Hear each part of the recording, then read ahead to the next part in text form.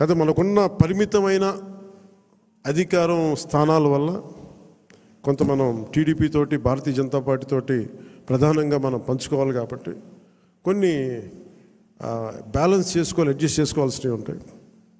అందరూ నన్ను చైర్మన్ పదవులు తప్ప ఎవరు తక్కువ అడగట్లేదు. దయచేసి అందరూ చైర్మన్లు కూడా లేవు అక్కడ. TTD board member, TTD board chairman, అన్ని చైర్మన్లు అడుగుతూ ఉంటే నేను చంద్రబాబు గారి దగ్గర ఎలా తీసుకెళ్ళాలో తెలియట్లే. మరి మా పార్టీ సంగతి ఏంటి, ఆయన ఏంటంటే నేను ఏం చెప్పందని కొంచెం పెద్ద మనసుతోటి నేను అందరికీ ఆ ఫెసిలిటేట్ చేయడానికి ప్రయత్నం చేస్తాను. మనందరికీ ఎవరైతే చేశారో కాదు, ఇది పదవుల దగ్గర ఆగిపోవద్దు.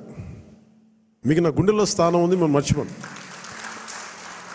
నేను కూడా ఇక్కడ దాకా వచ్చి నిలబడ్డాను అంటే ఇప్పుడు ప్రధానమంత్రి గారు మన అందరూ అడుగుతున్నారు, మీరు పార్లమెంట్లో మీరు కూర్చొని క్యాబినెట్ ర్యాంక్ తీసేసుకోవచ్చు కదా. అది నేను ట్రాన్సాక్షన్ కాదు, నాకు దేశం మీద ఇష్టం. నాకు నచ్చిన నాయకుడు, మనకు నచ్చిన పార్టీ బీజేపీ తెలియదు తప్ప కూర్చోబెట్టి నేను ఈ పదవి నేను మీకు చేశాను కాబట్టి నాకు ఒక ట్రాన్సాక్షనల్ బేసిస్ మీద నేను రాజకీయం చేయను. సో మీరు కూడా ఆ విధానంలో ఉండాలని కోరుకున్నాను. ఎందుకంటే మీలాగా ఉంటేనే పార్టీకి నిలబడతాం. నేను చూస్తే భారతీయ జనతా పార్టీ విధి విధానాలు చూసి చాలా నేర్చుకోవాలి మనం. ఆర్ఎస్ఎస్లో ఒక ఫ్లోట్ చేసిన ఒక పార్టీ అది. సంఘ్ నుంచి చాలామంది నాయకులు వచ్చి నిస్వార్థంగా చేసి వెళ్ళిపోతారు. వాళ్ళు గుర్తింపు కూడా ఉండదు. జనరల్ సెక్రటరీ అవుతారు, నెక్స్ట్ మినిట్లో వాళ్ళకి మళ్ళీ కార్యకర్తలు వెళ్ళిపోతారు. Of course that's a great organization like RSS. కానీ దాని నుంచి స్ఫూర్తి తీసుకుంటాం మనం. వాళ్ళు ఎంతసేపు ఆర్ఎస్ఎస్ ఎంతసేపు దేశం, సమాజం, దేశ సమగ్రత మీద ఉంటారు తప్ప వాళ్ళు చాలా నిస్వార్థంగా ఉంటారు. చాలా నిస్వార్థంగా ఉంటారు. ఎంతో కొంత వారి నుంచి ప్రేరణ తీసుకొని మనం కూడా నిస్వార్థంగా పదవులు వస్తే ఖచ్చితంగా మీకు వస్తాయి, తీసుకోండి. పదవి లేనప్పుడు కూడా అంతే కమిట్మెంట్తో పనిచేయాలని కోరుకుంటున్నాను. నేను అలాంటి వాడిని. పదవులు లేవు, ఏమి లేవు, డబ్బులు లేవు, గుర్తింపు లేదు, తిట్లు శాపనార్థాలు తప్ప ఆయన మనం చేశాం కదా. అందుకని దీన్ని కూడా మీరు దృష్టిలో పెట్టుకోండి. ఎందుకంటే అందరి దగ్గర నుంచి తీసుకున్నప్పుడు కూడా మన మహిళా నాయకురాల దగ్గర నుంచి కానీ నాయకుల దగ్గర అందరిని తీసుకుంటే అందరూ కూడా చాలా ఉన్నతమైన కీలకమైన పదవులు అడుగుతూ ఉన్నారు. ఉన్నాయి చాలా తక్కువ. కొంతమందికి పార్టీ పదోన్నతి ఉంటుంది. కొంతమందికి ఈ శాఖల్లో కీలకమైన శాఖల్లో పదవులు అన్నీ నేను ప్రయత్నం చేస్తున్నాను. సో నాకు అవకాశం ఇవ్వండి. కొంచెం తప్పులు ఎక్కడన్నా ఉంటే మీరు కోప్పడకుండా హరిప్రసాద్ గారి దృష్టికి తీసుకురండి, నాగబాబు గారి దృష్టికి తీసుకురండి, మిగతా ముఖ్య నాయకుల దృష్టికి తీసుకురండి. ఎందుకంటే నేను మనోహర్ గారి పేరు ఎందుకు చెప్పట్లేదంటే ఇప్పుడు ఆయన మంత్రి సివిల్ సప్లైస్, ఆయన బిజీగా ఉన్నారు. మొత్తం అక్రమ బియ్యం మీద గోడౌన్ల మీద ముయించేస్తూ ఉన్నారు. అందువల్ల అందుకని ఆయనకి ఈ బాధ్యతలు అప్పచెప్పట్లేదు. రాష్ట్రం కోసం చేయాల్సింది చాలా ఉంది ఆయనకి.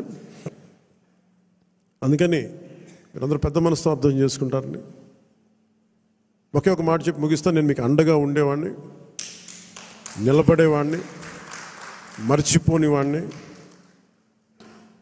మీకు నెలకి కానీ 3 వారాలకు కానీ మీరు ఒక 2 వీక్స్ ముందు కానీ 3 వీక్స్ ముందే కనుక మీరు నన్ను కలవాలి అని అంటే ఖచ్చితంగా నేను కార్యకర్తల దగ్గర నుంచి పెద్ద నాయకుల దాకా అందరితో కలుస్తాను, మీతో కూర్చొని మాట్లాడతాను. కాకపోతే నాకు ఇవ్వాల్సింది ఏంటంటే మీరు సడన్గా వచ్చేస్తేనేమో నాకున్న దాంట్లో అందరిని అడ్జస్ట్ చేయలేకపోతాం. మీరు కొంత ఎజెండాను కూడా ఫిక్స్ చేసుకురండి. నాకున్న సమయం కూడా చాలా తక్కువ ఉంది. ఎందుకంటే ప్రధానమంత్రి గారి దగ్గరికి వెళ్ళినప్పుడు ఇంత చేసి నేను ఆయన దగ్గర ఎంత టైం తీసుకున్నాను, కరెక్ట్గా 60 సెకండ్ల టైం తీసుకున్నాను. 60 సెకండ్స్ అంతే, 60 seconds, less than a minute ఆయన కలిసాను. ఎందుకంటే ఆ స్థాయి అంత పని ఉన్న వ్యక్తులకి మనకు వాళ్ళకి ఇవ్వగలిగేదే మనం ఎక్కువ వాళ్ళ కాలాన్ని దుర్వినియోగం చేయకపోవడం. ఆయన మొహమాట పెడితే ఇంకో 5 నిమిషాలు కూర్చుంటారు. నాకు బాధ్యత ఉంది. అలాంటి వ్యక్తిని మనం ఎక్కువసేపు కూర్చోబెట్టకూడదు. కరెక్ట్గా ఆయన ఒక 40-50 సెకండ్లు, 60 సెకండ్లు అయిపోయి నేను బయలుదేరుతాను సార్, జస్ట్ ఒకసారి మేము కలిసి విష్ చేయడానికి వచ్చాను, అంతకుమించి చెప్పలా. సో అలాగే నన్ను దృష్టిలో పెట్టుకుని నాకు చాలా కీలకమైన బాధ్యతలు ఉన్నాయి. ఇంతమందిని కలవాలి నేను. అందుకని మీరందరినీ దృష్టిలో పెట్టుకొని ఏం మాట్లాడదలుచుకున్నారో, ఏమి కావాలో స్పష్టంగా చెప్పండి. మీరు నా కోసం పనిచేశాను, మీరు నన్ను గుర్తించండి. అలా కాకుండా మీరు మనస్ఫూర్తిగా మీ కోరిక చెప్పండి, నాకు ఇలాంటి పదవి కావాలని కోరుకున్నాను చెప్పండి నాకు. అది కమిటీకి ఇస్తాను నేను. ఆ కమిటీ కూడా కొన్ని నియమావళి పెట్టాను నేను.